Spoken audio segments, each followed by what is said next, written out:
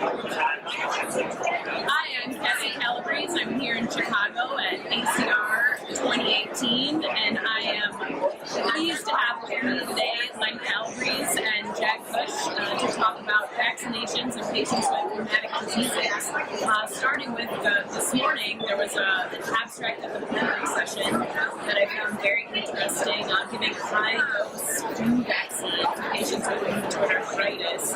As we know, currently it's only indicated for patients 65 and older, and this was looking at efficacy in patients with RA who are younger than 65 as well, and I'm interested to hear what you guys thought about that. I think we've been waiting for data like this. I've always wondered if this would be effective in patients with rheumatic diseases that are younger than 65. I certainly can see some coverage issues getting it paid for, but what do you guys think about that? Jack? Well, I sort of start off with some of the issues in trial design. You know, it was a very large trial. It was done started 2016-17 season, 2017-18 season, not this year. They had a large number of patients, and the trial design was basically everybody was on methotrexate, and then they had groups based on what drugs you were on. And I had no problem with the groups except for the last group, which was the rituximab abatacept group with or without methotrexate or a DMARD.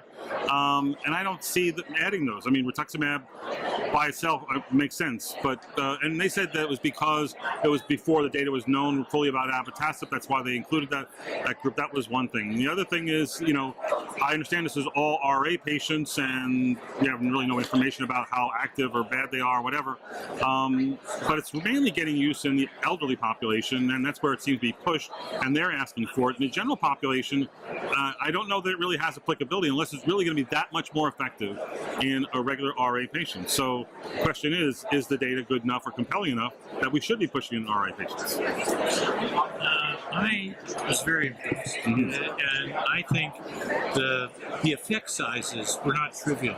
No. These were threefold levels in mean geometric means and protective levels of the antibodies, and I mean, I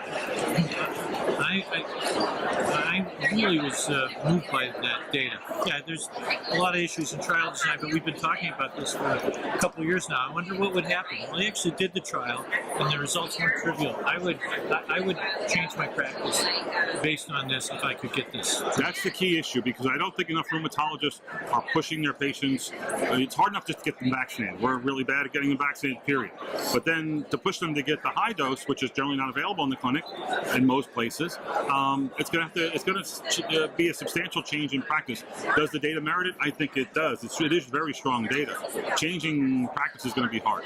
Do either of you guys know what the cost difference is between high dose and traditional? She said $10 for traditional, you know, versus like over $100. But I think I looked it up on Hippocrates. I saw 40, so basically 4 to 10 times higher would probably be a reasonable estimate. Trivial if you got to pay out of pocket. Right. Yeah, that's a very good point. We certainly do carry the high-dose flu vaccine in our department. We run out of it very frequently, but stay tuned and see who's going to cover that for patients. There is a big cost difference with them. I give them credit for studying vaccines in a vulnerable population, which is what we need. That's an important result. I think we need to have a discussion amongst our colleagues about how to best vaccinate patients. This is the season, and putting information out there is really important. Great. Absolutely. Okay, moving on to Shingrix, the new unit herpes zoster vaccine.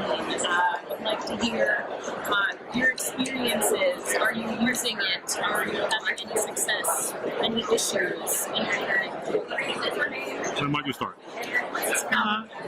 You know, this is a vaccine that everybody knows is highly efficacious.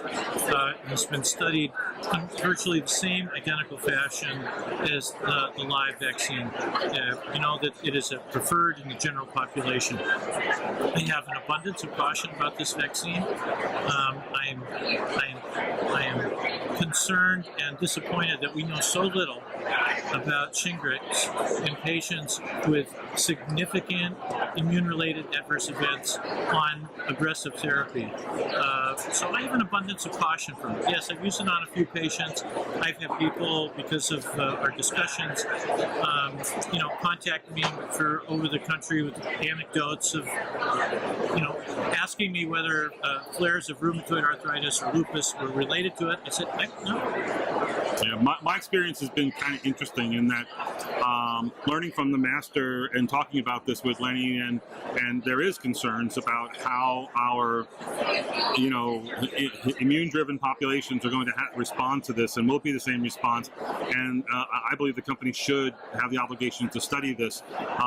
But the feeling is, because it's an inactive vaccine, therefore it should be safe, as other inactive vaccines are. And while this has come up a lot in my practice, the amazing observation is way more patients are getting this without my knowledge or consent.